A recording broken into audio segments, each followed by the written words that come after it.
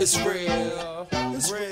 You know the deal. You know the deal. Come on. Hey, it's Shantae. And I'm Natalie, and welcome to What's the Deal, a podcast powered by The Norfus Firm. At The Norfus Firm, we solve people problems, and we have the pleasure of working with employers all around the world on human resources and diversity, equity, and inclusion. We're back. Yeah. We had I posted, and I was like, "What's the deal?" has entered the 2024 chat. That's fun. Glad we made it. Exactly. Wasn't sure at the end of last year if that was going to happen. Just because we were tired, but we're here. We're better. We're re-energized. Maybe. Well, maybe you. Yeah. A little bit. I'm a little tired. I'm caffeinated. That's what it is. Yeah. And we're excited. We've really been talking a lot about, like, how do we make sure, what we're doing continues to be relevant for folks.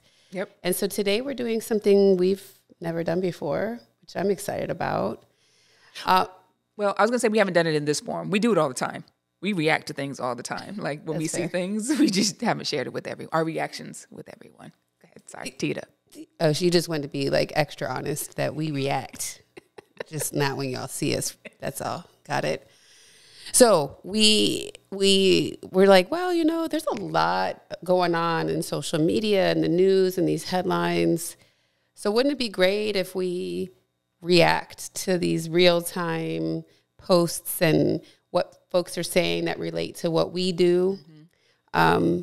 And so, yeah, what do you feel? How do you feel about that? I love it. I mean, I go down rabbit holes, as you know, when I'm online. And I either scroll or I'm doing research or something. And it's funny to see how the rest of the world is reacting to the things that we see every day with our clients. And so it's funny when you see something, it's like we're always sending stuff back and forth, like, that's what we see and that's what it is and that's what we hear. And so it's interesting to get the confirmation, but it's also when you're able to see a different perspective on something, it's cool to see that as well. Just to be like, oh, I didn't even think about it that way. And you saying that made me really think about, like, where I personally, as a DEI practitioner, find value in social media. Of course, I have my personal interest on social media, but from a practitioner standpoint, I really spend a lot of time reading comments. Mm-hmm. Because when I'm seeing a caption or a headline, I'm like, I wonder what people think about it, right? Before I even formulate my own thought, I go straight to the comments, because I find that more often than not, there are views that I hadn't considered, mm-hmm. right? And you're like, oh, like you said, like, oh, I didn't think about that. And so then you're like, right? It's just that one moment of expansion, which we're always talking about, right? Like that to do this work well, there's just it's like little bit every day. Right. So if you are on social media and you see a headline where you have an immediate reaction to, we always talk about, well, what was your reaction to that and why? Mm-hmm. And then a step further from there is go see what other people said. Right. Now, sometimes the comments are crazy as hell, right? Those are the best ones. Yeah. So how do you deal with the crazy as hell comment where it doesn't stop you from like shutting down on considering another perspective? Because it's really easy to be like, so easy. They're so crazy. That's crazy. Like, it's easy to just dismiss folks. It's easy. Well, I'm going to say it's easy, but it's great to get that and see those like how people feel and they think about these things, because it just makes us better in what we do. I think that's my approach to it. I'm like, okay, no, I need to know this because this is what I'm going to see when we're with our clients, or this is the sentiment that people may not be so open about expressing when they're like one-on-one with us, or when we're within our engagements, but it's in the background. It's being able to kind of listen for that, because now you've seen that it's out here in this way. So I think it just makes us better as professionals. And that's the goal. Yeah. All right. So I'm going to start off. Okay, cool. Let's have some fun. Okay. All right. So this one is from TikTok, and it's from an account called Mr. Broteen, or @William is now that. Anyway, the caption says, and he's just sitting at a desk for those who are listening, my job recently told me I'm not allowed to work from home even though I do everything remotely they want me to do in the office. Mm-hmm. So I deleted Teams and email from my phone. My boss tried to call me last night for something urgent and couldn't reach me. He asked why, and I explained what I was told. I'm not allowed to work from home. Hey, I'm following your rules. These are rules that you set. So yeah. Say what you mean and mean what you say. And like, it. I think that the thing that stood out to me about this, because I think it's like, it's funny because it makes me think of like how I think this a lot about my son. He can find a loophole, right? Like he can just ease right in. You set the rule and he'll find something really easy where you're like, well, this is the rule. And you're like, that is not what I meant, which I'm guessing is what this manager did not mean, that I never want to be able to contact you. Right. Which is also unfair. It is. Right? If you're not going to let the person work from home, then that's the rule. And this is a working relationship, then no. Call me during whatever my work hours are, and let's deal with it then. Or send me an email that I can then address during my work hours. Right. So then I think that what that to me gets at is be realistic about your expectations, right? Like if you feel as an employer, you have unfettered access to your employees, you are wrong. Yeah. And if you want to be able to access your employees after hours when they're in their homes, then you should be considering whether or not they can work from home at other times. Yeah, and I think part of that also goes to the level of the job, right? Like let's be real, some jobs, some roles, if you're being paid a ridiculous amount of money, then okay, I'm not advocating for 24-hour access, right? Like, so you still need to be able to have your time, but it's like, okay, there's an expectation, and hopefully that's been articulated, that if you're at this level, or if you have this thing, then yeah, I need to have maybe a little bit more access to you than, say, someone else who's a little bit lower in the organization, right? But you set those expectations. But if that is not the case, and if that's not that role, then no, you should not be contacting these people when they're not at work. Or sending mixed messages. Right. Exactly. All right, what you got? Use your words, guys. Okay, so this one is funny. So this video is going to come up, but it's basically Stephen A. Smith, who is the sports commentator. I had to make sure this was right because I don't really watch like ESPN and sports stuff, but I just had to make sure I had the right person, But anyway, it says, management, if you have any issues, just let us know, really, enthusiastically. And the staff tells management issues at work. And then management is like, we don't care. As they're laughing, like we don't care, guys. Just kidding. Just kidding. What's your reaction to that? Oh my gosh. That makes me crazy. My whole feeling is don't ask people if you're not going to do anything about it. Yeah. Do not ask people their opinion if you're not going to do anything with it. And doing something with it doesn't mean do what they say. Correct. It means listening to it, processing it, and coming back and saying, thanks for that recommendation. We're not going to do that because, or we're going to do this instead because. But like to ask people, what I feel like ends up happening is managers are asking for feedback and wanted to expect it to be positive. Right. And then it's not what they're expecting. And they're like, okay, not that. Right. I don't want to hear that. Like, I only want to hear it if it fits whatever narrative I have in my head. It's like, but no, that's an echo chamber, and you can't. You're not going to be able to really do anything with that. So it's like, just don't ask. And if you're not willing, we talk about this all the time. You have to be okay with being uncomfortable. That's the only way you get better with anything in life. So you should want to know what your employees say. And then, like we always talk about, go look in the mirror and figure out why you have a problem taking tough feedback. I don't think people are built that way. Which way? To be able to take tough feedback. It's hard. Getting that kind of feedback is really tough. And folks don't get the kind of training or conditioning that they need to really do these jobs well. So then you get this feedback. And of course, self-awareness is what we always talk about, that people don't have any or very little. And so it's like you get this feedback and you're just like, when she's caffeinated, she's going to be real sassy, y'all. So yeah. she's we're in for a treat today, guys. It's just like, what do you mean? I can't believe. And then they go on the defense. You're like, guys, this is just take the feedback and work through it. Yeah. Yeah. All right. What's my next one? Also from TikTok. Oh, this is Corporate Erin, who we love, Corporate Erin. And so the thing, if you all haven't found Corporate Erin on TikTok, she's a gem. Yeah. Because she takes all of the, like isms, the little corporate speak, and then she kind of she does parodies of them, which are funny. But this video, which we'll play and you'll get to see it, it's about 15 seconds or so, where she's like, I can't oversee you if I can't see you.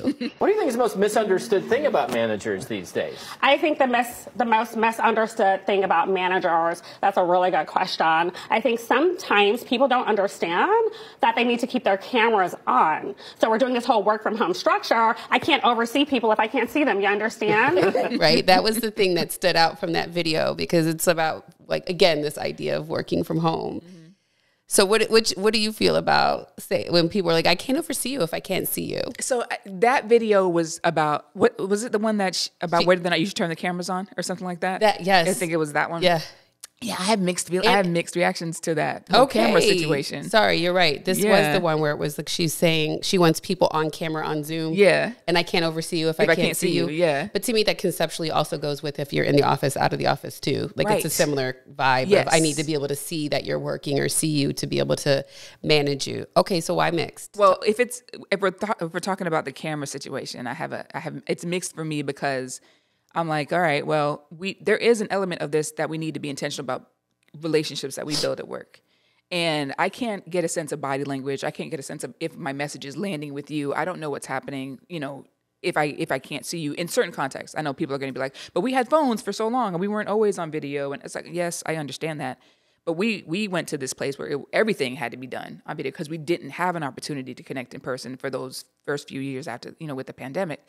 So it's like, I say if you're going to have an opportunity to be on video, take it when it makes sense and set the right expectation around it. But to not be on video at all, ever, I have a problem with that personally. Goodness, clearly I have a mixed reaction too, because I can't even formulate the whole words right. So I get that, because especially I'm thinking back to when we were doing a lot of listening groups with people we had never met. Right. So when people are off camera, it's like, when we don't know you and we don't know whether any of this is making sense, it's really difficult when someone's not on camera. Mm-hmm.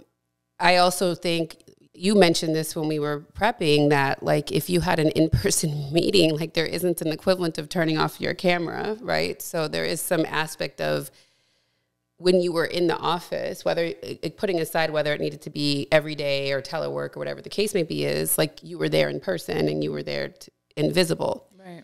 The flip side of where I feel like I struggle with that sometimes is that the difference with being on camera is that you're seeing yourself all day and we don't see ourselves all day. Sure. And I think that to me, it gets exhausting to like continuously see myself all day. So when we have meetings with people that we know well, and they're like, oh, do you mind if we go off camera? I'm like, bet, because I didn't see this. I love my face, guys. I'm not having a problem with my face. It just is a point where like seeing it all day is much different than like you and I talking like person to person. But there's a fix for that. I feel like a lot of these programs you can turn. She wants y'all on camera is what she's saying, is the bottom line. When it makes sense.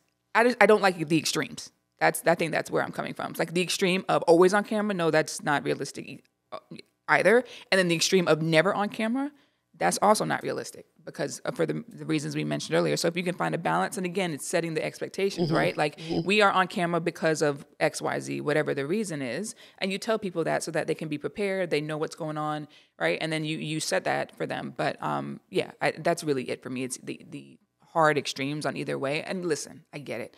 There are folks who, I know I have an issue with the camera on the time, like all the time. And also like just being able to be on camera. Cameras, something happens in my brain when there's a camera around and I freak out a little bit. So I get that.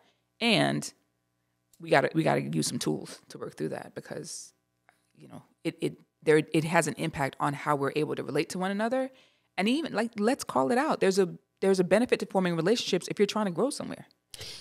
Well, right. And I mean, the reality is if we go back to the, sort of evergreen topic of people wanting to be heard and seen. Mm-hmm. If I'm on camera and you're not, it can create insecurity about whether you're with me. Yeah. Like, are you taking a shower? Are you cooking breakfast? Mm-hmm. And to get really real, my team has seen me cook breakfast. but I'm on camera with them, right? I'm like, I'm sorry, y'all. Like, I didn't get home soon enough to cook on time, and I'm starving. But it's like, no, I'm here with you. Right.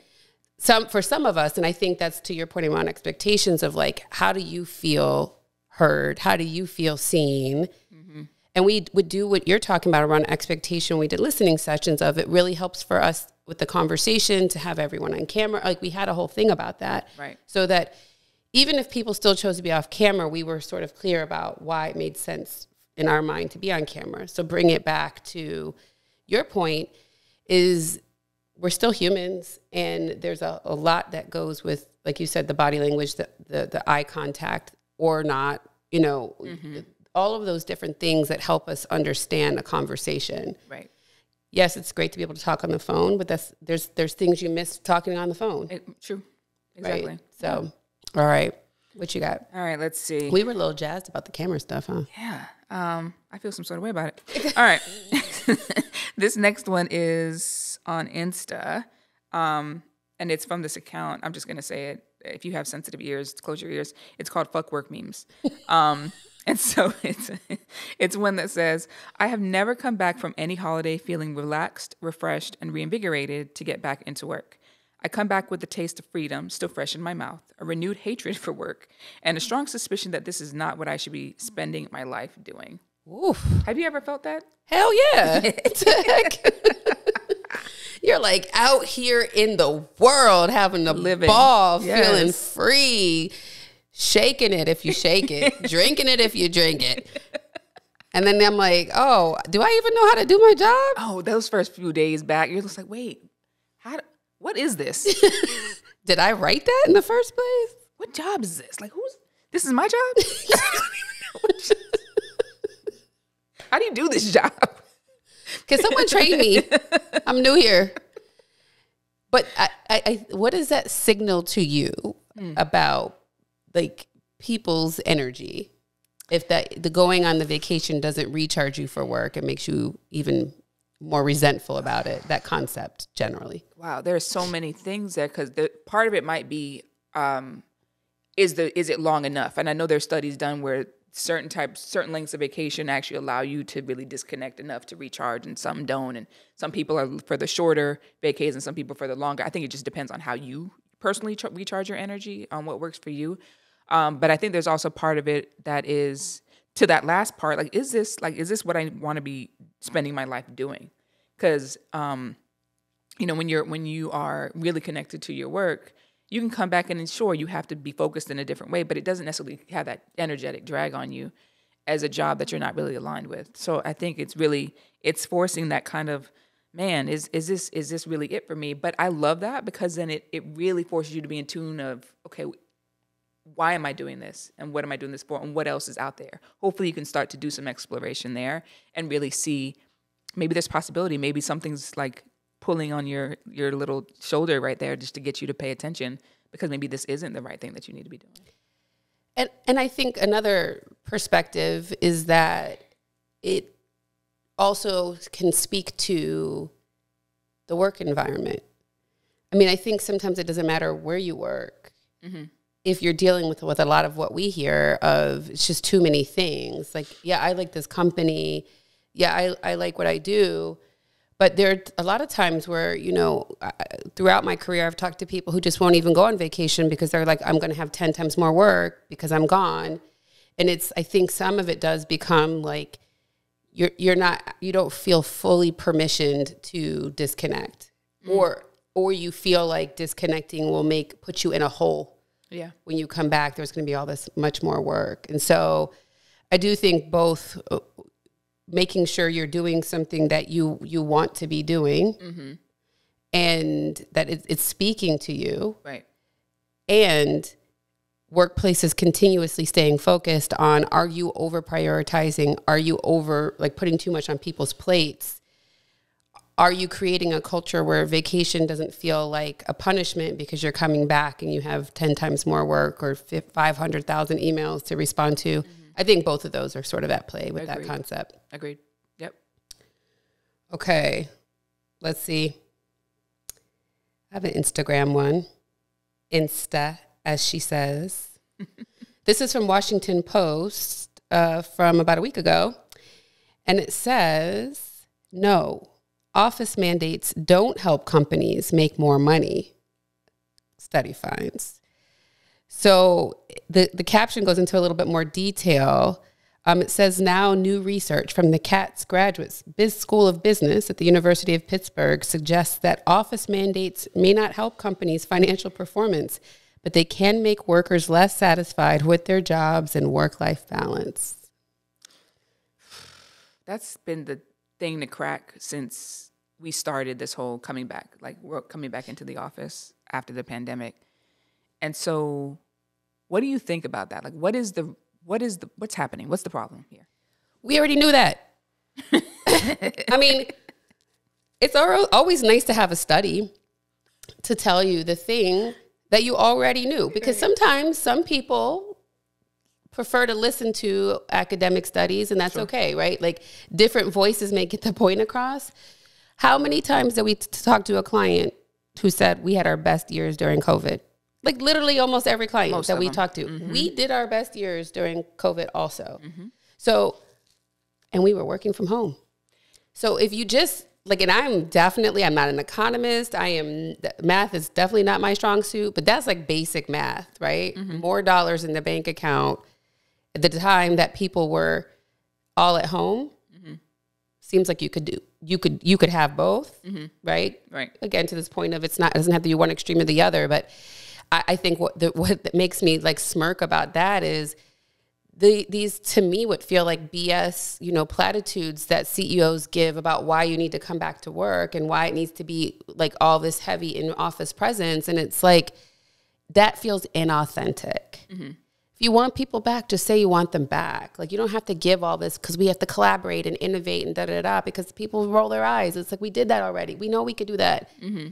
Is it that you have office space that you're paying for that you don't want to waste your money on, but it's sitting empty? Tell people, be real. That's my problem with it. It's not so much that you want people to come back. It's like it's not authentic. The messaging is all very fluffy and connecting and get to know each other. And how could we ever? And it's because we did already. We did it. Proof is in the pudding. I think that a couple of things are coming up for me. It's like the post that was earlier where it's like the corporate Erin one where she's like, I can't oversee you if I can't see you. I think some of that is control, right? Yeah. There's some control issues that are happening there.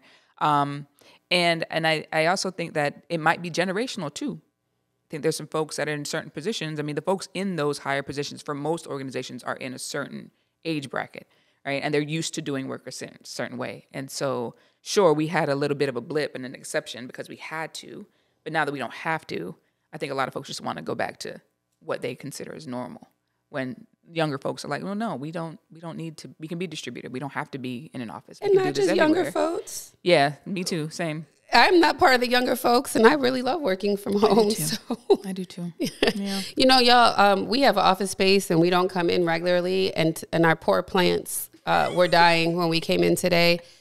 Because I love to work from home. And so, and I know Shantae does and a few of us do. So it's like at the end of the day, though, I think that goes back to it's not one extreme or the other. Mm-hmm. It's not like binary where it's this or that. But I think that instead of putting, or we've had clients that do surveys to get people's sentiment, and then they do what they want to do anyway. And it goes back to the same thing of, well, what the hell did you ask for? Don't ask if you don't want to know, or you're not going to take action on it, right?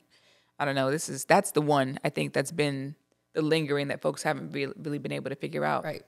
But it's not a one size fits all. Like what works for one organization isn't going to necessarily work for your organization. But okay, my other really crazy theory on this is that we should be really starting to get innovative about how to rezone and repurpose some of this commercial space so that you don't feel like, hey, I'm paying for something and nothing's happening. And because there's a lot of other purposes that people need space for, but that's a conversation for a different day. It's a bigger conversation, bigger societal conversation. Yeah. All right. The last one that I have here is from the Morning Brew. It's on Insta, and it's a picture of Ken Griffin via CNBC, right? And let me see, who was he again? Was he the one with the, yes. He's a big donor at Harvard. Yep. And in it, it's a quote that says, frankly, in brackets there, whiny snowflakes. And that's Ken Griffin on the students elite universities are producing. But the quote in the caption, he's calling them, he says, whiny snowflakes. Whiny snowflakes. Yeah. But I'm going to tell, but that is for context. In the caption, it says, In the wake of former President Claudine Gay's testimony before Congress on campus anti-Semitism, Griffin questioned the agendas of top colleges, asking, where are we going with education in elite schools in America? Are they going to maintain being lost in the wilderness of microaggressions and a DEI agenda that seems to have no real endgame? A DEI agenda that seems to have no real endgame? There's so many things here. The cognitive dissonance is so crazy. Like, do you think people are just saying DEI? We want DEI. And that's it? Yeah, what? No. And the wilderness of microaggressions, like, it's so disrespectful. And I think if you're not experiencing microaggressions or you're in that kind of position of power, it can seem like the wilderness, but not so much for those of us who live it very clearly every day. I was going to cuss, but I decided not to. Yeah, exactly. I feel like I was really hype over the last one, so I'm trying to bring it down. And so I'm curious, was he the one that... He wasn't the one. He wasn't the one. Mm-mm. Okay, all right. Because I'm like, but this is a conversation on anti-Semitism. So, wait, what? Okay. See, exactly. But to me, the part about the DEI agenda that seems to have no real end game, there isn't an end game. Like, this is we need to keep working on this indefinitely because there's always going to be opportunities to do better in your companies as it relates to diverse perspectives, backgrounds, lived experiences, as it relates to how people can advance in your organization, and as it relates to people feeling that they belong there. That's never going to end. And I really need people to get it. It's never going to end. It's just like you are not going to build an app or some other sort of technological advancement and just leave it. You're going to have people watch it. You're going to make sure that it's working. When you see it behaving, if you see an app behaving in a way you didn't intend it, you're going to try to figure out why. How is that any different than what we're talking about? It's not. There's issues where people don't feel like they belong. There's issues where people haven't had access to be able to perform correctly. And if you're doing your job and making sure your business is operating at its height, you're going to look at it. You're going to make tweaks. You're going to ask questions. It's a business topic. Mm-hmm. Every business, if you think a business topic ends, then your business will end at some point. There's no end game in finance. There's no end game in marketing. Exactly. Like, what are you talking about? Yeah. This is the same thing. But this is just the people whose identities feel threatened they feel threatened in their own identity about this work. And so they're just, I don't want to hear about that anymore. Aren't we done? No. Didn't we talk about that enough already? No. We didn't. Right. Because it still looks crazy out here. So, no, we're not done. Okay, so my last one-ups that one. No. Yeah. All right, so this is since it's called X, is it still called a tweet or it's called an X? Okay, I don't know. But let's say it's a tweet. Let's say it's a tweet. Questions. Exactly. This is a tweet from X. And it was drafted by Elon Musk, excuse me. It says, DEI must die. Dun, dun, dun. And then the rest says, the point was to end discrimination, not replace it with different discrimination. The eye roll.